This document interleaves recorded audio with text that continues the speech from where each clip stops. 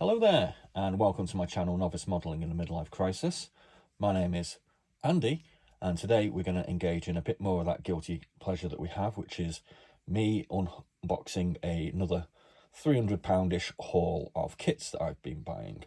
So, without further ado, let's get into this. Now, a lot of these kits are actually intended to be for what I am calling my big plan, which has been delayed a little bit, but will be starting very shortly, or may have started already, in fact.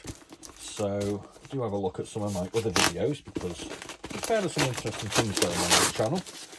I've also been to visit a very nice chap in Cornwall recently. He kindly let me have a look at his 5,000 kit stash. So there's videos up for that on the channel probably already, so you can go and have a look at that if you just like looking at boxes.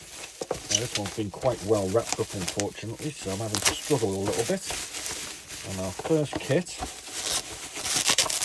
is a Azur from Potez 630 French heavy fighter in the 1/72nd scale.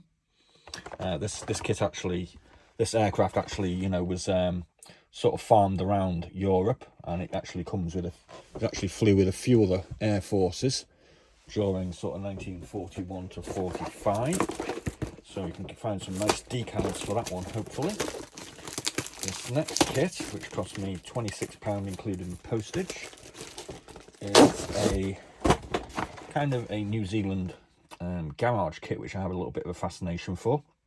And this is a Tasman Airspeed Oxford Mark II in the 1/72nd scale. And that can be done up in US Air Force, Royal Air Force, Royal Australian Air Force and Royal New Zealand Air Force colours. That gives us a few options to go at. This particular kit cost me 32. Sorry, there's two in this box. Have a look at it. Let's see if we can get into it efficiently. Now, I do actually have a fascination as well with some sort of interesting manufacturers that a lot of people don't seem to have heard of, and generally I haven't either, because I'm just a novice at this game. And I've got two here. This is an Archangel Ski AR2, and this is by Pavla Models, made in the Czech Republic in the 1/72 scale.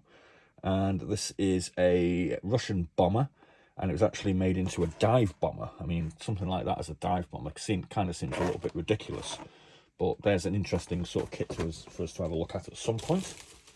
From the same vendor, I also picked up this Tatra T87, which is done up in sort of British or US colours. So it was obviously captured during the invasion of that region. But the Tatra T87 is actually a rather interesting sort of Czech car that was pre-war built.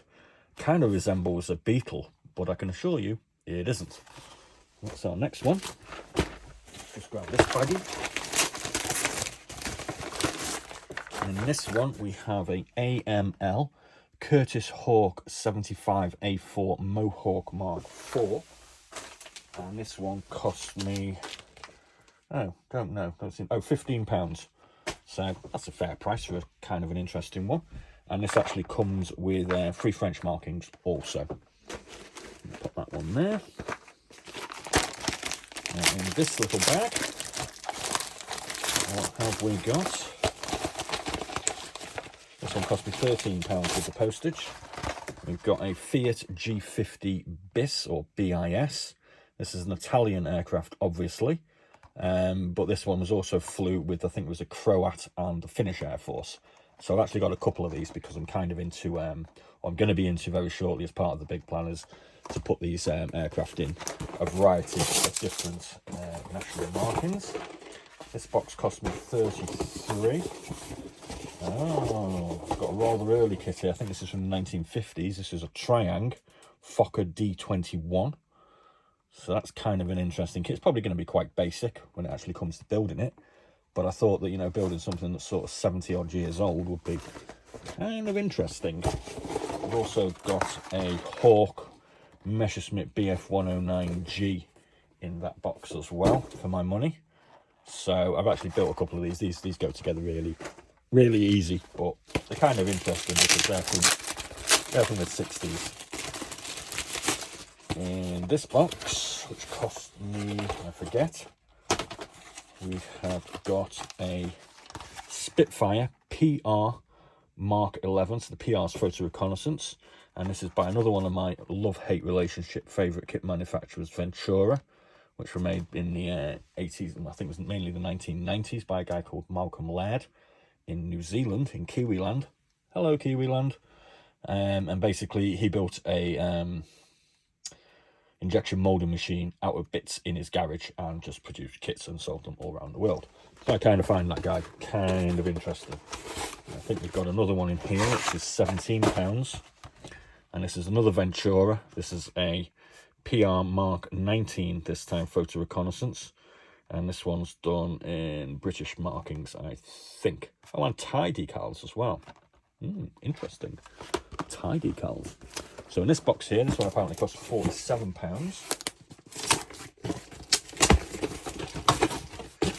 In here, we have got 3 kits. I've got one of those decal sheets for the Gloucester Gladiator, because they went all over the place. So we've got an Encore Gloucester Gladiator. I think this one cost about £9 or something like that. So it's probably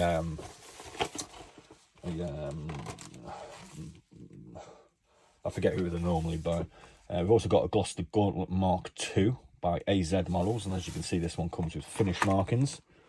2 different sets of decals for that one. 2 different sets of markings as well, so that's kind of interesting. This was from a company called Too Many to Make. Yeah, I kind of know. I can't believe that. That's kind of funny. I know how they feel, so go and have a look at them. They're on eBay. We've got this one here, which is a Hawker Heart by AZ Model again, in finish markings. It can also be done in RAF, and that's kind of an interesting alternate finish marking with this sort of skull and crossbones motif going on that one. Nearly done. We've got this one, which is 33, which I think is probably a little bit over the odds for a Heinkel HE11, H6, but as you can see, this comes with Romanian decals in it, and that's kind of what I'm into. Originally cost someone £24.99, but I think this has been knocking around for a while. So there's another slightly bigger one than what we're used to. And then we've got one final box, if you manage to stay with me. Stop yawning there in the back. And this one costs £53. Let's see what we've got in here. And get into it.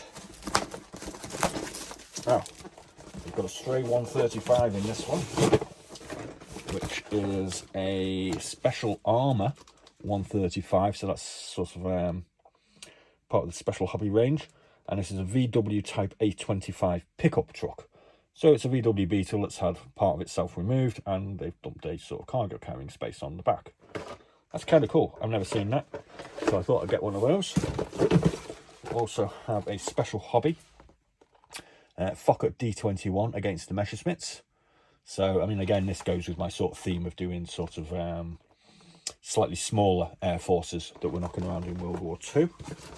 And we also have this Kovazadoi Prostiyov, and I've kind of got the hang of saying that now. And this is a Booker Bu-81 Bestmann, which is a German training aircraft.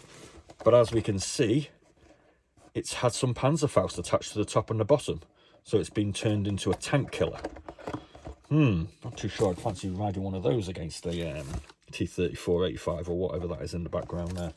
So fair play to the Germans. We're kind of pulling out all the stops there. So there we go. There's our little selection for the day. Total around about £300. So we got 1, 2, 3, 4, 5, 6, 7, 8, 9, 10, 11, 12, 13, 14, 15, 16, 17 kits. So that works out at sort of around about sort of £20 a go, I suppose, or £15 or something like that. So I'm happy with it.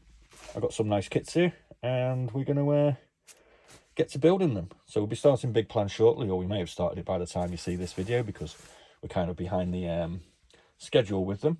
But thanks again for watching, and be seeing you.